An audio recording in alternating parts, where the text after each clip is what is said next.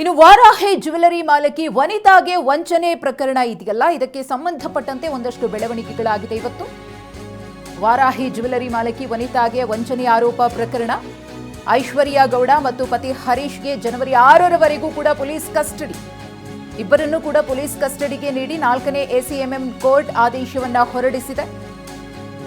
ವಂಚನೆ ಆರೋಪ ಸಂಬಂಧ ವಿಚಾರಣೆಯ ಹಿನ್ನೆಲೆಯಲ್ಲಿ ಖಾಕಿ ಕಸ್ಟಡಿಗೆ ಇದೀಗ ಕೋರ್ಟ್ ಕೊಟ್ಟಿದೆ.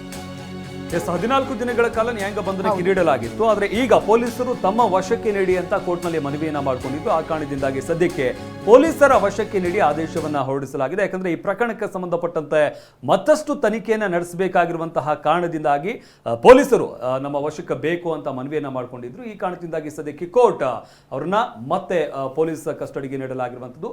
ಪ್ರಕರಣಕ್ಕೆ ಸಂಬಂಧಪಟ್ಟಂತೆ ಮತ್ತಷ್ಟು ವಿಚಾರಣೆಯನ್ನ ನಡೆಸುವಂತಹ ಸಾಧ್ಯತೆ ಇದೆ. ಐಶ್ವರ್ಯ ಗೌಡ ಮತ್ತು ಪತಿ ಹರೀಶ್ನನ್ನ ಪೊಲೀಸರು ಅರೆಸ್ಟ್ ಮಾಡಿ ಸತತ 3 ಗಂಟೆಗಳ ಕಾಲ ವಿಚಾರಣೆಯನ್ನು ನಡೆಸಿ ಅದಾದ ಮೇಲೆ ಕೋರ್ಟ್ಗೆ ಹಾಜರುಪಡಿಸಿ 14 ದಿನ ನ್ಯಾಯಾಂಗ ಬಂಧನಕ್ಕೆ ಕೊಡಲಾಗಿತ್ತು. ಇದೀಗ ಹೆಚ್ಚಿನ ವಿಚಾರಣೆಗೆ ಪೊಲೀಸ್ ಕಸ್ಟಡಿಗೆ ಹೋಗಿದ್ದಾರೆ.